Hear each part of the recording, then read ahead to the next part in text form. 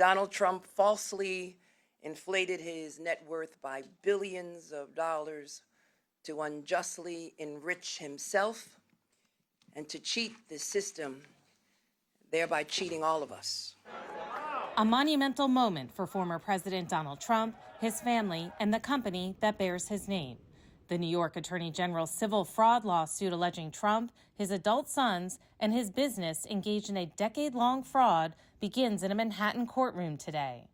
Attorney General Letitia James says Trump and others pumped up the value of multiple properties, including Mar-a-Lago, his triplex apartment in Trump Tower, the family home in New York known as Seven Springs, and numerous golf courses. By doing so, she alleges Trump lined his own pockets. Mr. Trump and the Trump Organization saved an estimated $150 million by receiving favorable interest rates that were only provided based on the false and misleading statements of financial condition.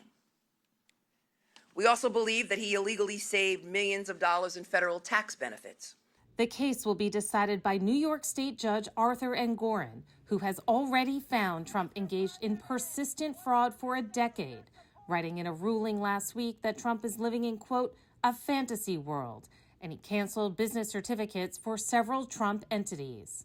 James is still seeking to hold the Trumps individually accountable and prove they conspired and falsified business records, issued false financial statements, and engaged in insurance fraud.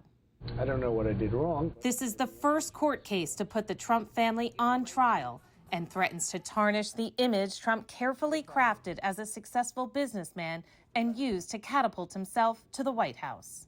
James is planning to call 28 witnesses during the trial, including the former president and all three of his adult children.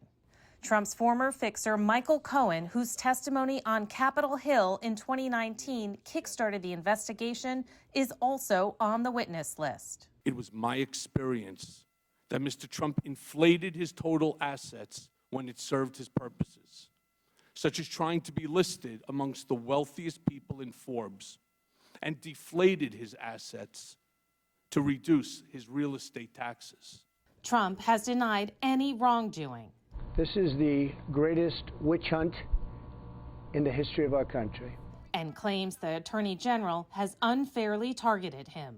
She developed a political platform and made a career out of maliciously attacking me and my business before she even understood or was elected or reviewed one of the millions of pages of documents we willingly produced.